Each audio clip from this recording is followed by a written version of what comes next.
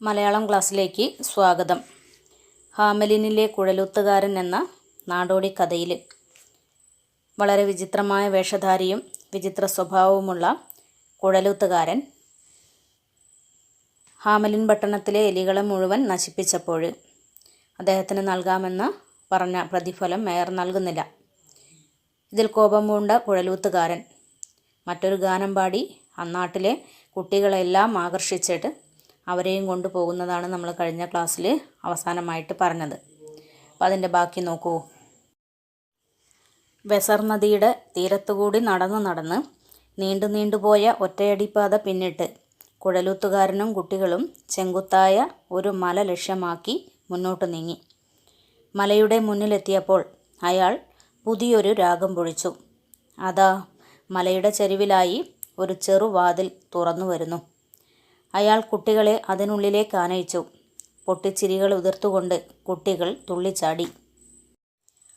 Weser നദിയുടെ തീരത്തുകൂടി കുട്ടികളെയും കൊണ്ട് അദ്ദേഹം നടന്നു. ഒരു ചെങ്കുത്തായ മല ലക്ഷ്യമാക്കിയിട്ടാണ് മുന്നോട്ട് പോയത്.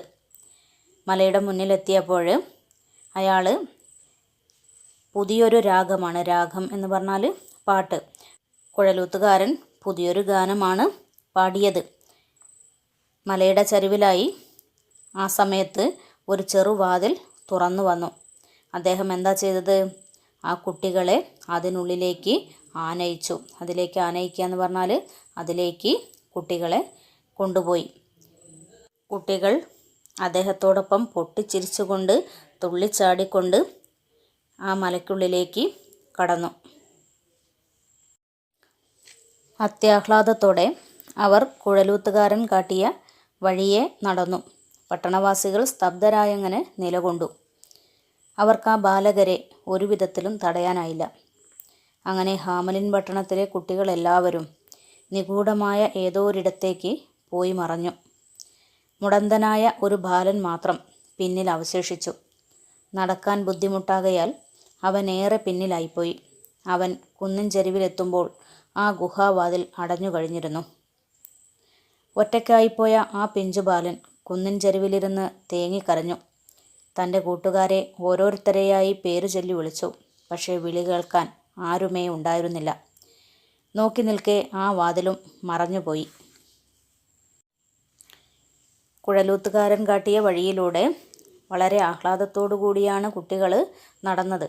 ഇത് കണ്ട് പട്ടണവാസികളൊക്കെ സ്തബ്ധരായി നിലകൊണ്ടു. എന്താ സ്തബ്ധരാവുക എന്ന് പറഞ്ഞാൽ നിശ്ചലരാവുക അല്ലേ? അവർ പട്ടണവാസികൾ നിശ്ചലരായിട്ട് നിന്നുപോയി. അവർക്കൊരു വിധത്തിലും ഈ കുട്ടികളെ തടയാനായില്ല.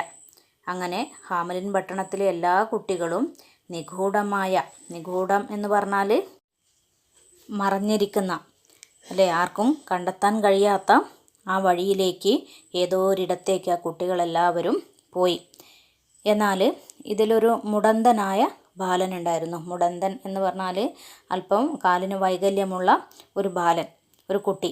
അവൻ മാത്രം അവശേഷിച്ചു. കാരണം മറ്റുള്ളവർ നടക്കുന്നത് പോലെ ഈ കുട്ടിക്ക് നടക്കാൻ കഴിയില്ല. അതുകൊണ്ട് തന്നെ അവൻ നേരെ പിന്നിലായിപ്പോയി. കുന്നിൻ്റെ ചരിവിലെത്തുമ്പോഴേക്കും അവൻ ആ മുകളിലെത്തി, അല്ലെങ്കിൽ കുന്നിൻ്റെ ആ ചരിവിലെത്തുമ്പോഴേക്കും ഗുഹയുടെ വാതിൽ അടഞ്ഞു കഴിഞ്ഞിരുന്നു. അതുകൊണ്ട് തന്നെ അവന് അവരോടൊപ്പം എത്താനായില്ല. ആ പിഞ്ചു ബാലൻ ഒറ്റയ്ക്കായിപ്പോയി. അവൻ ആ കുന്നിൻ ചരിവിലിരുന്ന് കുറേ തേങ്ങിക്കരഞ്ഞു. എല്ലാ കൂട്ടുകാരെയും അവൻ ഓരോരുത്തരെയായിട്ട് പേര് ചൊല്ലി വിളിച്ചു. പക്ഷേ ആരും വിളി കേൾക്കുന്നുണ്ടായിരുന്നില്ല. അവൻ നോക്കി നിൽക്കെ ആ വാതിലും മറഞ്ഞുപോയി. പിന്നീട് ആ വാതിലും അവിടെ കാണാനില്ല. അതിൽ പിന്നെ നമ്മുടെ കുഴലൂത്തുകാരനെയോ കുട്ടികളെയോ ആരും ഇന്നേ വരെ കണ്ടിട്ടില്ല.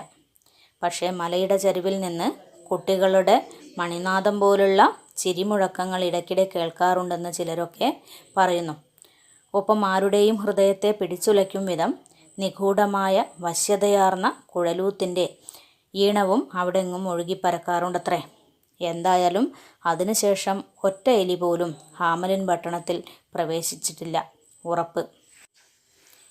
അതായത് പിന്നീട് ഒരിക്കലും കുഴലൂത്തുകാരനെയോ ആ പോയ കുട്ടികളെയോ ആരും കണ്ടിട്ടില്ല.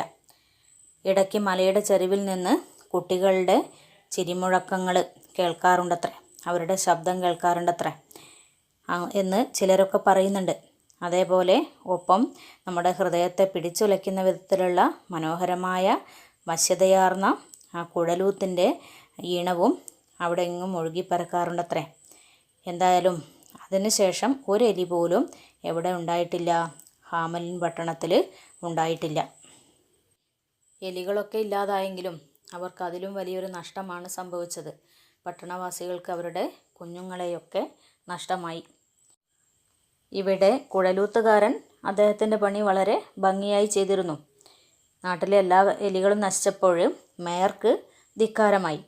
കുഴലൂത്തുകാരന് 1000 പൊൻപണം നൽകാമെന്ന് വാഗ്ദാനം ചെയ്തിരുന്നതാണ്. പക്ഷേ അത്രയ്ക്കുള്ള ജോലി ചെയ്തില്ല എന്ന് പറഞ്ഞിട്ട് പൊൻപണം നിഷേധിക്കുകയാണ് ആര് ചെയ്തത്? മേയർ ചെയ്തത്. എലിശല്യം തീർന്നപ്പോൾ ഇനി വലിയ തുകയൊന്നും കൊടുക്കേണ്ടതില്ല എന്നാണ് മേയർ തീരുമാനിക്കുന്നത്. അല്ലേ? മേയറുടെ പ്രവൃത്തി ഒട്ടും ശരിയായില്ല.